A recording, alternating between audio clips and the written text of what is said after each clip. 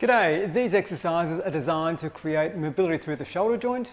So if you have any tightness or a lack of range of motion at all within your shoulders, then these exercises will help.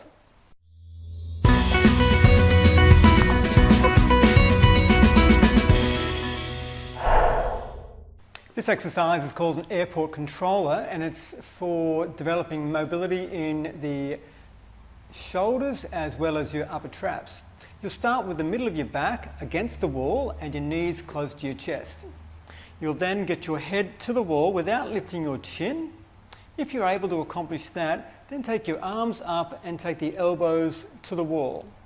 From there, you'll rotate your forearms up, moving your wrist towards the wall. And if you're able to accomplish that, then you'll start to move your arms up. You can then lower the arms and continue that just a few times.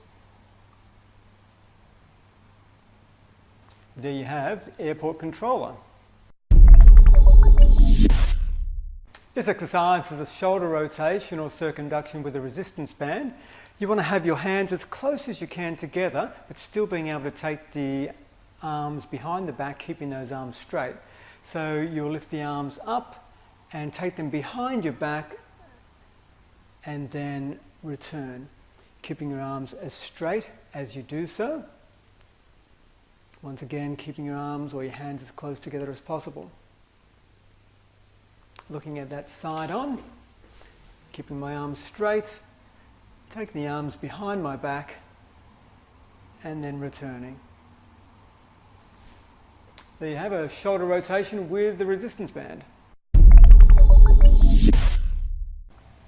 This exercise is working on internal and external rotation at the shoulder joint. You'll start with your back to the wall, arms at shoulder height with your shoulders relaxed, and then you'll rotate your arms up so that your palms are facing forward, and then rotate down. If you can't quite get your palms or your wrist to the wall, that's fine. Just go as far as you can, creating that mobility through the shoulder joint with external rotation and internal rotation. Perform the exercise nice and slowly and just work within the range of motion that is comfortable for you. This exercise is the rotation around your head, ideally with a weight plate, but you can use a dumbbell or some other object with some weight. You don't want to use a weight that's too heavy that limits the range of motion around your head.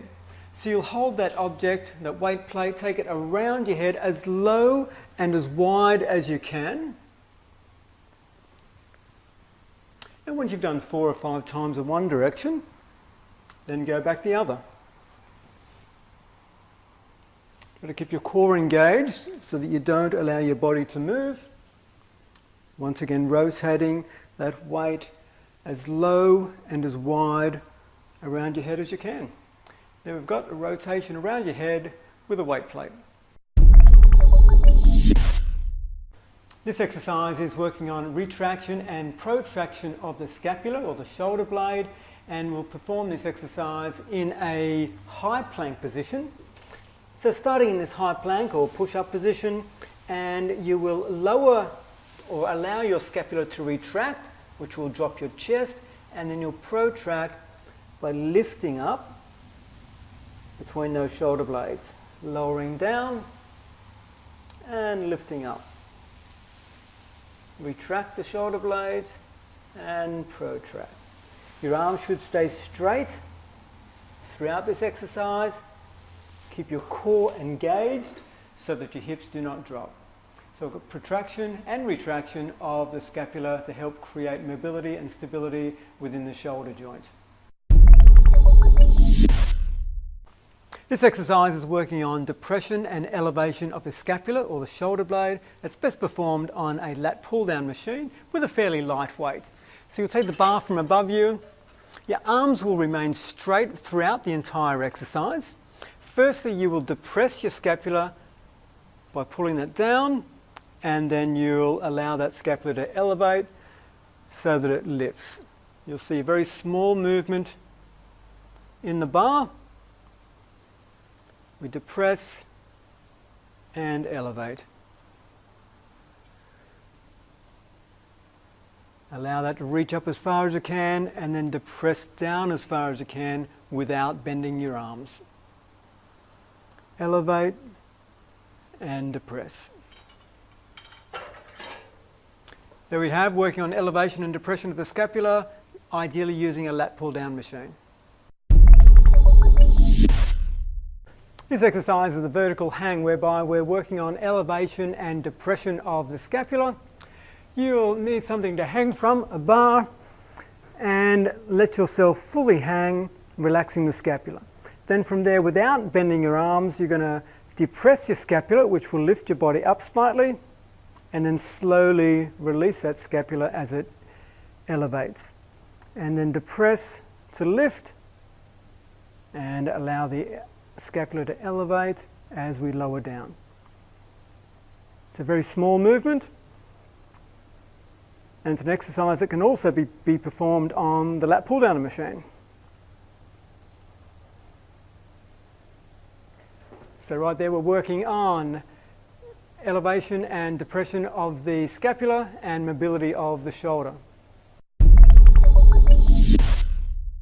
This exercise is an arm circumduction. You'll simply rotate your arm as wide around as you can. Nice and slowly, keeping your arm fairly straight. Once you've done one direction 4 or 5 times, change direction and then go back to front. Nice and slow and as wide as possible. Once you've done one arm, and then repeat on the other side. This is a series of shoulder static stretches that you can do either kneeling or seated or in a standing position. You'll start by clenching your hands and pushing the palms out away from you, and then taking that stretch up above your head. From there you can release your arms and stretch out to the side, and then clench your hands behind you to stretch back as far as you can. Looking at that side on, firstly stretching out in front of you, pushing out as far as you can, palms away from you, and then lift that stretch up above your head.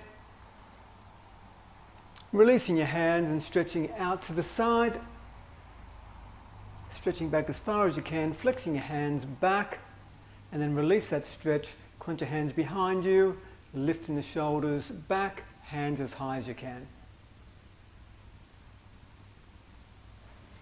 There you have a group of static stretches for your shoulders. There we have a selection of shoulder mobility exercises. For the static exercises, you should hold them for at least 20 seconds and up to 2 minutes. And for the dynamic exercises, do them for at least 8 repetitions, but up to 15 reps. Enjoy!